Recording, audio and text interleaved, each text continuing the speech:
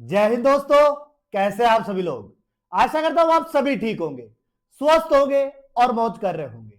मैं अंकित एक बार फिर से आपके अपने YouTube चैनल वासुदेवा एजुकेशन में आपका स्वागत करता हूं। और बच्चों, आज मैं आपके लिए राजस्थान यूनिवर्सिटी के सप्लीमेंट्री एग्जाम से रिलेटेड कुछ बातें करने आया हूं, जहां मैं आपको बताऊंगा कि सप्लीमेंट्री पास करने का एक आसान तरीका, कि हमें साल तो बचानी है लेकिन हम कैसे साल को बचा पाए, कैसे सप्लीमेंट्री को क्लियर कर पाए और कैसे इस एग्जाम को इतना आसान बना दे कि हमारे 3 साल बच जाए। क्योंकि आपके 1 साल दाव पे नहीं है, पूरे 3 साल दाव पे पड़े हैं बेटा। क्योंकि अगर गलती से इस बार आपका पेपर बैक रह गया तो कहीं ना कहीं आप इसको 3 साल तक खींचते रहोगे।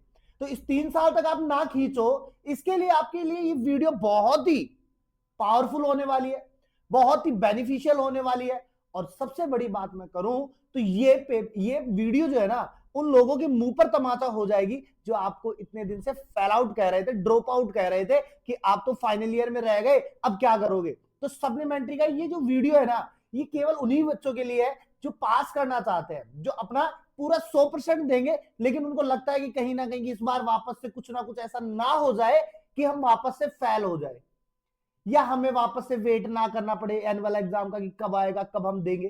तो मैं उनके लिए ये वीडियो लेके आया हूं। तो मैं एक एक पॉइंट्स के साथ बात करूंगा आपके साथ में कि कहां कहां आप गलतियां करते हो और कहां कहां आपको गलतियां नहीं करनी है। जो गलतियां आपने पिछले साल की थी, उस गलतियों से आप क्या सुधार लाओगे और किस प्रकार से इस पूरे मैटर को क्लियर करेंगे। हम एक एक पॉइंट्स की बात करेंगे इस वीडियो के माध्यम से, जहां मैं आपको पास करने का एक आसान तरीका बताऊंगा कि सप्लीमेंट्री को कैसे पास कर सकते हैं अपन। तो ज्यादा देरी ना करते हुए डायरेक्ट शुरू करते हैं अपनी वीडियो को। देखो, पहली बात तो आपके लिए एक प्लस पॉइंट होने वाला है। और ये प्लस पॉइंट क्या होगा आपके लिए, तो समझो, अभी तक एग्जाम जो होते थे यूनिवर्सिटी के, वो होते थे एनुअल एग्जाम। क्या होते थे? एनुअल एग्जाम होते थे। अब यूनिवर्सिटी के चलने लगे कौन से? Semester exam. ये जो एग्जाम थे, ये अब किस में आ गए? सेमेस्टर एग्जाम में आ गए। तो एक चीज तो ये साफ हो गई कि इस बार यूनिवर्सिटी जो है सप्लीमेंट्री के अंदर अगर 100 फॉर्म लग रहे हैं ना, 100 में से ज्यादा नहीं तो 99 फॉर्मों को क्लियर निकालेगा। क्योंकि वो भी आगे इस माथाफोड़ी को नहीं झेलना चाहता कि मैं इसको फिर से 1 साल के लिए लेके जाऊं, फिर 1 साल इसके लिए पेपर बनाऊं। क्योंकि यूनिवर्सिटी सिर्फ पैसे के लिए देखता है और यूनिवर्सिटी चाहेगा कि मैं इस बार इस माथाफोड़ी को खत्म कर दूं, क्योंकि नहीं तो फिर से वापस से अगर 10-20 भी रह गए तो उनके लिए फिर वापस से पेपर छपवाओ, वापस से कॉपियों का अरेंजमेंट, वापस से सेंटर का अरेंजमेंट, वापस से एनुअल एग्जाम के अकॉर्डिंगली इनका एग्जाम कराओ। तो यूनिवर्सिटी इससे बहुत आगे की सोचेगा और वो आपको इस सप्लीमेंट्री में क्लियर रखेगा। इस सप्लीमेंट्री में आपको क्या करेगा? क्लियर चिट दे देगा। तो ये मान के चलो जो सप्लीमेंट्री देगा वो लगभग पास होकर के आएंगे। पहली बात तो ये आपके लिए एक सबसे बड़ा पॉइंट होने वाला है, सबसे बड़ा। अच्छा, दूसरा पॉइंट मेनली क्या है? दूसरा पॉइंट मेनली क्या होने वाला है आपके लिए, वो समझो। देखो, अब आपके पास में कोई भी ऑप्शनल पेपर बच रहा है, जैसे फर्स्ट ईयर का ही कोई पेपर बचा हुआ है आपके पास में, और आपको पता है, जैसे फर्स्ट ईयर की बात करूं मैं, और इस फर्स्ट ईयर के पेपर में आपके पास में 3 यूनिट है। ठीक है, यानी मैं जूलॉजी की बात कर रहा हूं, जूलॉजी में 3 यूनिट होती है, 3 सेक्शन होते हैं। अब सबसे बड़ी बात ये होती है हम क्या पढ़े। तो बेटा मैं एक चीज बताऊं, आपको तीनों यूनिट के जो पर्सनल, जैसे जो इंपॉर्टेंट टॉपिक है उनको पढ़ लो। जैसे मैं फर्स्ट यूनिट की बात करूं जूलॉजी की, जहां आपको एक प्रोटोजोआ शब्द मिलेगा, को प्रोटोजोआ शब्द मिलेगा। अब इस प्रोटोजोआ में क्या है उसको पढ़ लो आप। प्रोटोजोआ में क्या है उसको पढ़ लो। अब प्रोटोजोआ में जो है ना, वही इसके ऑर्गेनिजम्स में होगा। अब ऑर्गेनिजम्स में कौन है? ऑर्गेनिजम्स में कौन है? तो आपने अमीबा पढ़ा है, आपने अमीबा पढ़ा है, आपने यही पैरामीशियम भी पढ़ा है, यही आपने पैरामीशियम भी पढ़ा है। अच्छा, यही आपने यूग्लिना भी पढ़ा है, यही आपने ट्रिपेनोसोमा भी पढ़ा है, यही आपने लिस्मेनिया भी पढ़ा है। क्लियर बात है ना? 5 टॉपिक आपने पढ़े हैं, लेकिन इन पांचों टॉपिकों का कनेक्शन किससे है? प्रोटोजोआ से। अब प्रोटोजोआ की जो करेक्टर्स है वही तो इनके करेक्टर्स है। प्रोटोजोआ के अंदर जो आप पॉइंट्स पढ़ रहे हो वही पॉइंट्स इनके हैं। तो अगर प्रोटोजोआ के पॉइंट्स आपको याद हैं तो आप इसके भी बना के रखोगे, इसके भी बना के रखोगे, इसके बना के रखोगे, इसके बना के रखोगे और लिस्मेनिया के बना के रखोगे। और सबसे बड़ी बात बेटा, अमीबा हो, पैरामीशियम हो, यूग्लिना हो, ट्रिपेनोसोमा हो, लिस्मेनिया हो, जब प्रोटोजोआ के कैरेक्टर्स आप पढ़ोगे ना तो आपका वहां से मैटर क्लियर हो जाएगा। तो आपका एक प्रोटोजोआ के कैरेक्टर्स पढ़ने से आपके अगर 5 टॉपिक क्लियर हो रहे हैं ना, तो मेरा मानना है कि प्रोटोजोआ पढ़ लो आप, तो ये आपके लिए एक बेनिफिशियल होगा। अर्थात हमें केवल इतना समझना है कि यूनिट में इंपोर्टेंट क्या है। अब यूनिट में अगर 5 टॉपिक अकेले प्रोटोजोआ के हैं तो वो यूनिट इंपोर्टेंट हो गई आपके लिए। इसी प्रकार से अगर सेकंड ईयर की बात करूं, सेकंड ईयर की अगर मैं बात करूं, अब सेकंड ईयर में किसी का पेपर सेकंड बैक है। अब पेपर सेकंड बैक है तो एनिमल फिजियोलॉजी बैक है। पेपर सेकंड बैक है तो एनिमल है फिजियोलॉजी बैक है। अब बेटा एनिमल फिजियोलॉजी में क्या है? फिजियोलॉजी मतलब बॉडी से रिलेटेड बात करेगा अपने पास में। अब बॉडी से रिलेटेड बात करेगा तो हम उसी चीज के ऊपर ज्यादा कॉन्सेंट्रेट करेंगे है क्या एक्चुअली में, और किस चीज से ज्यादा क्वेश्चन पूछ सकता है।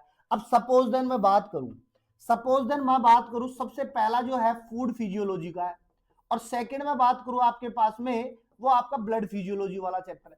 अब इसमें आप देखो कि इंपोर्टेंट कौन सा है, ब्लड फिजियोलॉजी है। मेरे अकॉर्डिंगली ब्लड फिजियोलॉजी है। पूरा कॉन्स्टेंट कर दो, एक क्वेश्चन निकाल के देगा आपको तो क्वेश्चन बढ़ेगा आपको। अब वहां पे आप पूरा कोर्स तो कंप्लीट करोगे नहीं आप। अब जो बच्चा पूरे कोर्सेज को कंप्लीट करने के लिए बैठा है ना, वो सबसे बड़ा डम है, क्योंकि जो अपन ने 3 साल में कवर नहीं कर पाए थे, वहां नहीं कवर कर पाए तो 3 साल में, अभी 3-4 दिन में कैसे कवर कर पाएंगे? नहीं कर पाएंगे।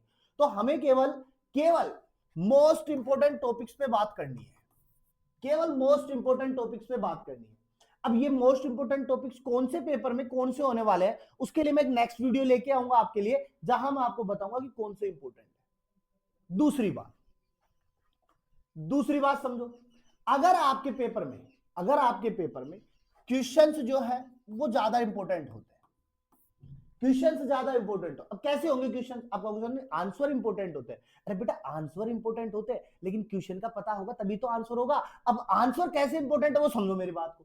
अब सपोज देन आपके पास में जो क्वेश्चन है, एक कमेंट्स का क्वेश्चन है और एक आपका मेन का क्वेश्चन है, यानी 2 क्वेश्चन है। एक तो बड़ा क्वेश्चन है आपके पास में, एक कमेंट्स है, या आप ये मान लो ना एक कमेंट्स है और एक लॉन्ग क्वेश्चन है आपके पास में। ये लॉन्ग क्वेश्चन आपका 6 नंबर का है, लॉन्ग क्वेश्चन 6 नंबर का है, कमेंट्स जो है आपका वो 2 नंबर का है। अब बच्चे सोचते हैं कि कमेंट्स कर लेते हैं, अरे कमेंट्स 3 है आपके पास में, तभी तो 6 होंगे। अच्छा लॉन्ग क्वेश्चन तो अकेला है।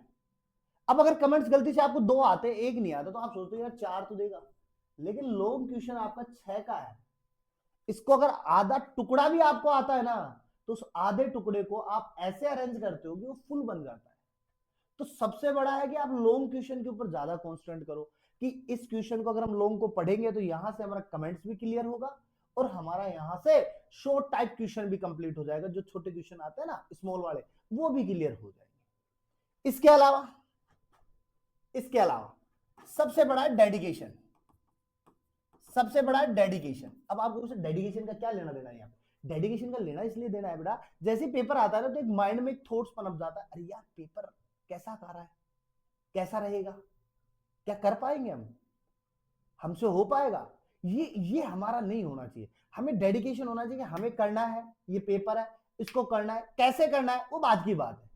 क्योंकि आपने अक्सर देखा होगा जब हमें क्वेश्चन नहीं आते, पेपर जब हम फर्स्ट टाइम देखते हैं तो हमें लगता है अरे यार पेपर बहुत टफ आ गया, हम करेंगे कि नहीं करेंगे, कैसे होगा कैसे नहीं होगा। लेकिन आपने देखा होगा कि 3 घंटे बाद में जब हम फ्री होते हैं ना, तो हम कॉपी के 20 पेज भरे होते हैं।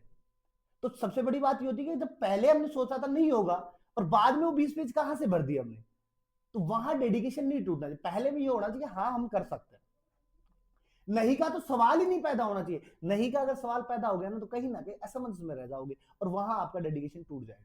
और डेडिकेशन अगर टूटा तो आपका ये मान लो पेपर खराब हो जाएगा। तो इसलिए डेडिकेशन फुल होनी चाहिए अपने पास में, बाकी माथा फोड़ी छोड़ो। दूसरी बात, अगर आप नोट्स अरेंजमेंट करने के लिए बैठे हो ना कि हम नोट्स पढ़ लेंगे, नोट्स से क्लियर हो जाएगा, अरे नहीं नोट्स मत पढ़ो। अब नोट्स पढ़ने का है ही नहीं आपके पास में। अब आप केवल पेपर पढ़ो, अब आप केवल पेपर पढ़ो। अब वो जो पेपर है ना, मेन पेपर पढ़ लो या सप्लीमेंट्री के पेपर पढ़ लो या पुराने जो 10 साल के पेपर है उनको इकट्ठा करो और उन क्वेश्चंस को पढ़ो। अरे आपके सारे नोट्स क्लियर हो जाएंगे, आपके सारे क्वेश्चन क्लियर हो जाएंगे। और उसमें देखो कि सबसे ज्यादा क्वेश्चन कौन सा आ रहा है। एक क्वेश्चन जो लगातार 5 साल 6 साल से आ रहा है उसी को पढ़ लो, छपेगा छपेगा। जैसे एक क्वेश्चन की बात करूं मैं, हार्ट अक्सर पूछ लेता है फिजियोलॉजी का, हार्ट क्या है, हार्ट के बारे में बताओ। अब आप हार्ट के बारे में बताने बैठ जाते हो। हार्ट बेहद इंपॉर्टेंट क्वेश्चन है और इसकी वीडियो हमने लेटेस्ट डाली भी है, देख सकते हो आप वहां से। ये क्वेश्चन बनता है और पूछ भी लेता है। हार्ट में हमें ब्लड की सप्लाई करनी है, कैसे करनी है वो भी बता रखा है, वो कर सकते हो आप लोग। तो ये हमारे पास में एक नोट्स अरेंजमेंट छोड़ो, पेपर अरेंजमेंट पकड़ो, पेपर को पढ़ोगे ज्यादा क्लियर होगा आपके पास।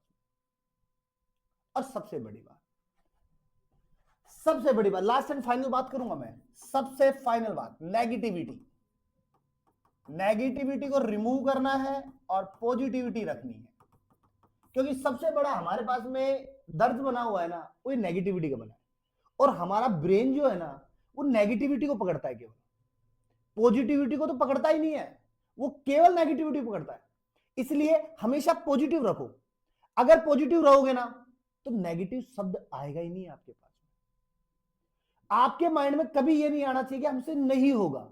अगर ये आ गया ना तो फिर वो नहीं होगा, कितनी कोशिश कर लो नहीं होगा। फिर आपके माइंड में ये होना चाहिए होगा, आज नहीं तो कल होगा, होगा जरूर।